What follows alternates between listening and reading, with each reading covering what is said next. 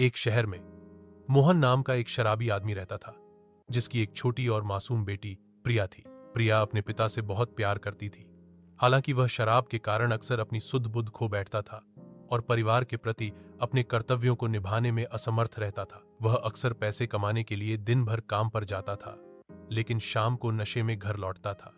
अपने परिवार की जरूरतों को पूरा करने में सक्षम नहीं होता था। प्रिया एक छोटी सी बच्ची होने के बावजूद अपने पिता की इस लत से बहुत परेशान थी।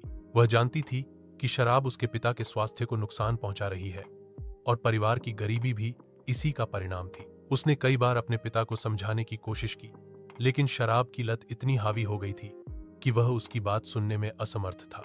एक दिन प्रिया गंभीर रूप से बीमार पड़ गई। मोहन, जो अपनी बेटी से बेहद प्यार करता था, इस बात से बहुत चिंतित हुआ। वह जानते थे कि उनकी बेटी को इलाज की सख्त जरूरत है, लेकिन उनके पास इलाज के लिए पर्याप्त पैसे नहीं थे। अपनी बेटी के स्वास्थ्य के लिए मोहन ने कुछ पार्ट टाइम काम करना शुरू कर दिया।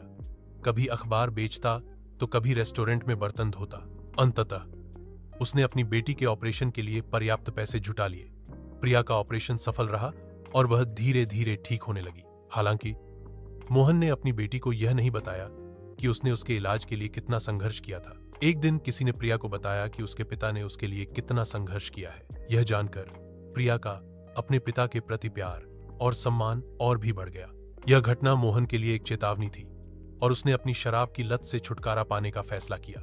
उसने धीरे धीरे शराब पीना कम कर दिया और अंततः एक अच्छा पिता बनने में सफल रहा। अपनी बेटी के सपनों को पूरा करने में उसका सहयोग किया। यह कहानी दर्शाती है कि प्यार और दृढ़ संकल्प से लोग अपनी लत पर काबू पा सकते हैं और अपने परिवार को खुशहाल जीवन दे सकते हैं।